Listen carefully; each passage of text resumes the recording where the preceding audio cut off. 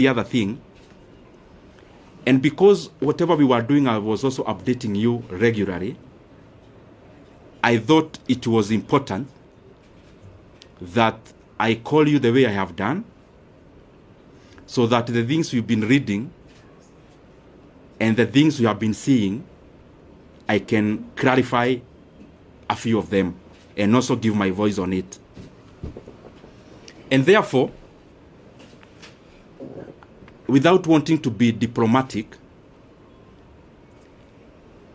I also know that is what you came for, because you knew if it was about politics, I would have called you somewhere else. And therefore, I'll only talk about that matter.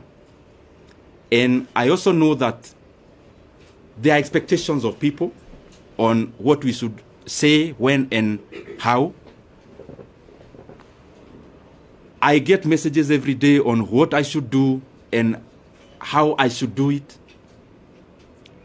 And it is not the appropriate time today for me to talk about those other things. And I am saying it in good faith, because that is what we had planned to do.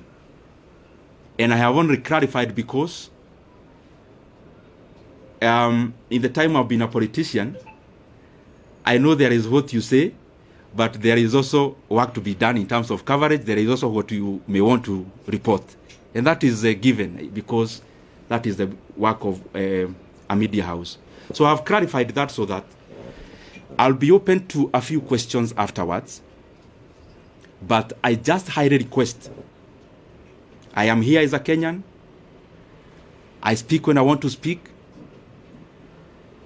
I know we have interacted in many forums. We know each other person's character in terms of where they need to invoke courage, where they need to invoke whatever they need to say. And I know for sure, I'm not shy to say anything that I feel I need to say. So whatever I may leave unsaid today is basically based on the fact that the reason I called you is the one I'll talk about. And as I start, I first of all want to be very grateful. Myself, personally, for the chance I have had to serve the Kenyan people in the position of the chairman of the Budget and Appropriations Committee in the National Assembly. As you know, and you have interacted, that has been my designation. And that is work we did with a lot of dedication. And I am grateful for that opportunity. I am also very grateful to have interacted with many people as I serve as the chairman of the Budget and Appropriations Committee. Of course, working with the Honorable Mary Amase, who was the vice chairperson, and all the other members, all the other 25 members, incorporating myself and the vice chair, who make us 27. I am truly grateful for that chance.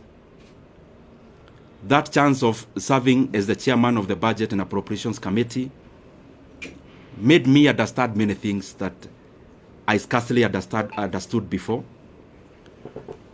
It made me know the workings of government in terms of its levels, its arms, departments and agencies of government, and how they work. And therefore, as much as it was work, it was also a profound learning experience that I am truly grateful for. I am also thankful for the fact that I had trained as an economist some many years back in KU.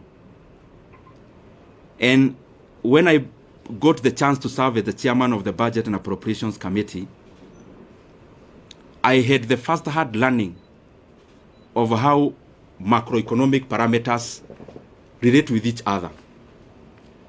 I was able to first-hand experience the things I was learning, and therefore it was also a continuation of a learning experience, and especially in regards to many macroeconomic factors, how inflation is affected by interest rates, how interest rates affect private enterprise, and many other economic parameters that we hear, but they are also far-reaching in terms of how we live and they are also far-reaching in terms of what our country becomes. And by the way, out of that experience, in the year 2023, I realized I also needed to upgrade a little bit, because I singularly found that our country,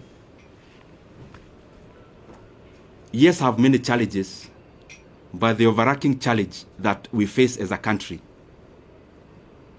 are economic challenges in nature.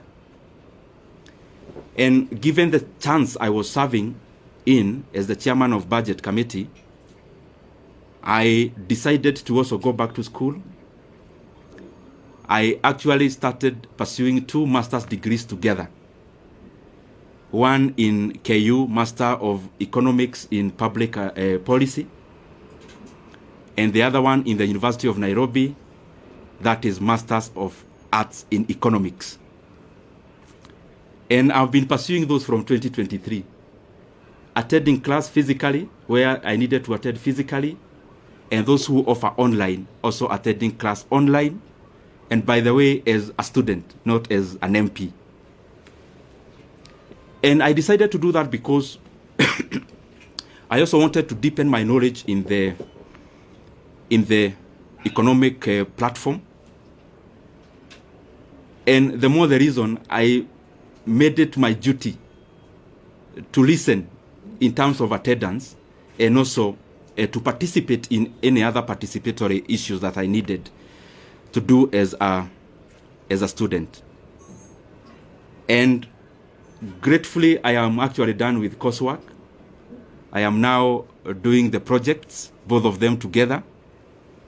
And by the grace of God, I may graduate this year. I am not talking about myself when I talk about going back to school.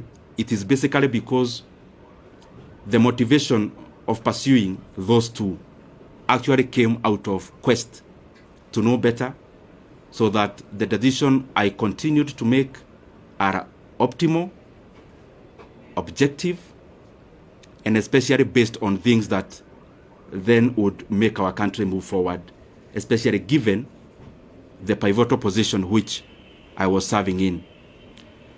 And if you look at this table around here, these 2 shelves is actually classwork. All this you see around here, these are issues around classwork.